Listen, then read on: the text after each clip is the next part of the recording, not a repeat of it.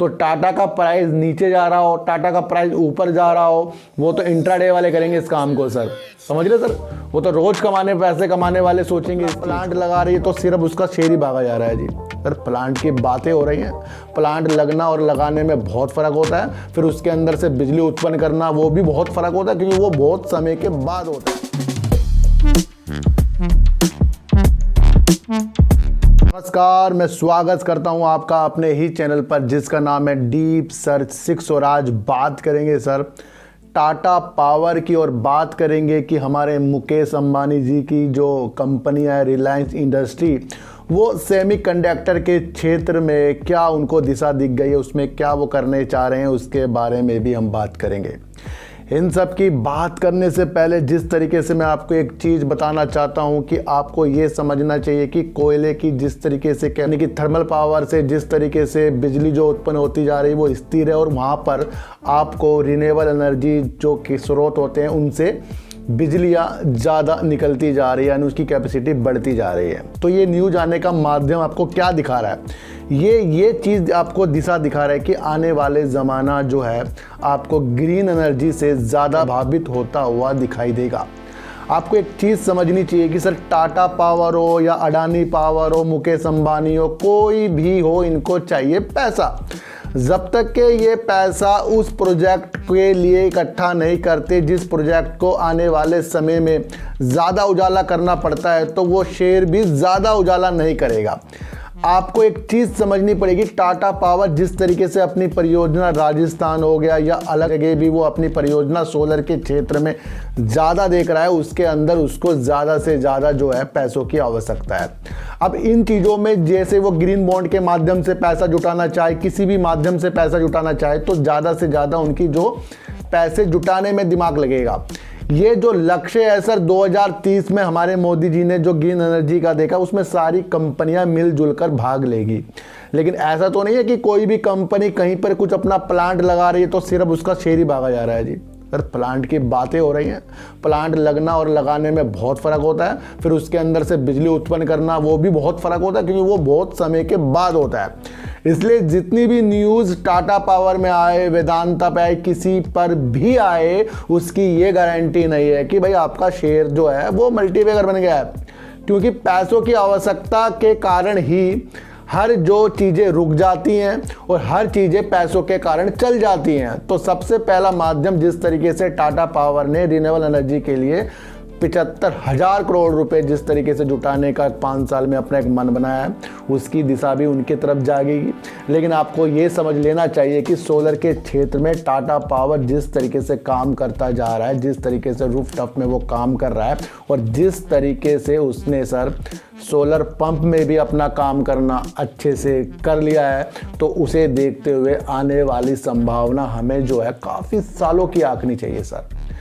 जो भी अभिलाषा आपको दूर की जो अब दिख जाती है, तो फिर यहाँ पर करना क्या चाहिए सर, ये भी तो समस्या पैदा हो जाती है सबके साथ। तो सर जो आपको आने वाला समय है, यानी आज से 2 साल 3 साल 4 साल 5 साल वाला चीज़ें आज आपके एनालाइज के थ्रू वो निकल के आ रही है, तो फिर वहाँ पर हमें उसके शेयर जरूर लेने लाजमी बन जाते हैं, क्योंकि अपनी एनालाइज को भी सटीकता तक पहुँचाने के लिए समय तो आज ही देना पड़ेगा उसके अंदर। ये तो नहीं कि आप 5 साल बाद उसका समय आएगा तब हम उसे खरीदना शुरू करेंगे। तो ये भावना हमें टाटा पावर में आपके अंदर बनानी पड़ेगी, क्योंकि काफ़ी लोग आपको गुमराह कर देंगे जी, टाटा पावर राजस्थान में इसने ये कर लिया वो कर लिया। तो उसके अंदर होता क्या है, हम सारे शेयरों को खरीद लेते हैं, लेकिन जब हम कम शेयरों को, कुछ अच्छे शेयरों को हल्के हल्के लेते हैं, तो वो हमें एक अच्छा सा मजबूत कर देता है। तो टाटा पावर में जिस तरीके से परियोजना इनकी ग्रीन एनर्जी की तरफ बढ़ती जा रही है, ये आपको देखना पड़ेगा, क्योंकि 2030 जो एक गोल सेट इंडिया की तरफ से हुआ है ग्रीन एनर्जी पे, वो सारी कंपनियां बढ़ चढ़कर उसके अंदर भाग लेंगी। तो टाटा का प्राइस नीचे जा रहा हो, टाटा का प्राइस ऊपर जा रहा हो, वो तो इंट्राडे वाले करेंगे इस काम को सर, समझ रहे सर। वो तो रोज पैसे कमाने वाले सोचेंगे इस चीज़ को। हमें क्या सोचना है, हमें तो आज से 5 साल बाद की सोचनी है कि भाई टाटा पावर जिस तरीके से काम कर रहा है क्या उसका काम लाजमी अच्छा है। वो कैसे पता लगेगा? वो पता लगेगा इनकी अभिलाषाओं से, अपनी न्यूज जो निकल कर आती है।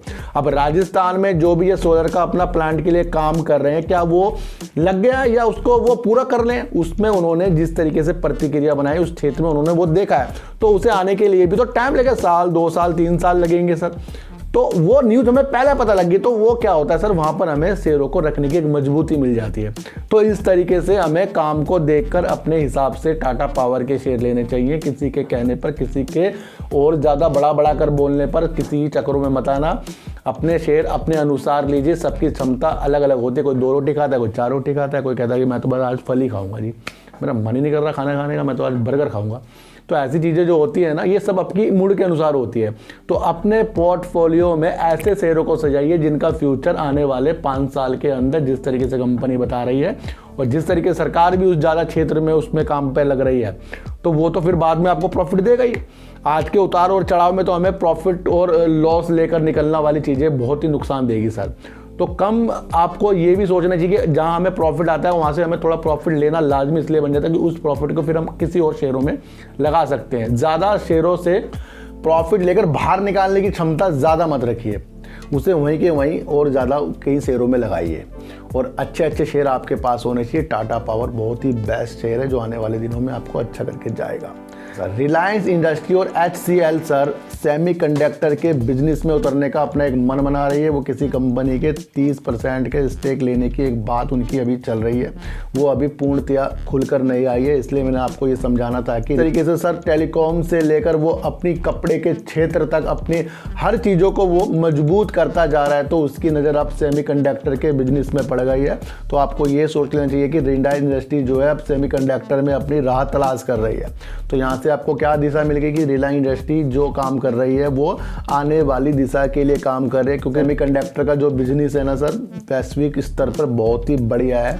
ये आपको समझकर चलना पड़ेगा। तो उनकी रणनीति सर HCL जो एक सॉफ्टवेयर कंपनी और रिलायंस इंडस्ट्री की सेमीकंडक्टर के बिजनेस में लग गई है, वो किसी कंपनी को अपनी हिस्सेदारी बनाने की बात वो कर रहे हैं। तो इससे आपको रिलायंस इंडस्ट्री में अपनी पकड़ बना लेनी चाहिए, अपने अनुसार, थोड़े ज़्यादा नहीं। तो हर दिशा को अलग तरीके से समझना हमें शुरू करना पड़ेगा। टाटा पावर आज का शेयर नहीं है, फ्यूचर का वो शेयर है। ये रणनीति आपको अपने दिमाग में बनानी पड़ेगी। और कोई सी भी अच्छी से अच्छी कंपनी हो, सबको पैसों की ज़रूरत होती है अपने काम को बढ़ाने के लिए। और जब वो कहीं से पैसा लेती है तो सबसे पहले उस कर्जे को वो उतारना चाहेगी। तो ये सारी संभावना आपको समझनी पड़ेगी। तो सर ऐसी वीडियो देखने के लिए मेरे चैनल पे आइए ज़रूर। सब्सक्राइब भले मत कीजिए, लेकिन मेरी बातों को गौर से सुनिए। तो सर चींटी को आटा दीजिए, गाय को रोटी दीजिए और अपने बच्चों को ज़्यादा से ज़्यादा प्यार कीजिए, क्योंकि बच्चे ही आपकी मासूमियत से किस्मत पलटेंगे। तो फिर मिलेंगे आपसे नई वीडियो के साथ। जब तक के लिए नमस्कार।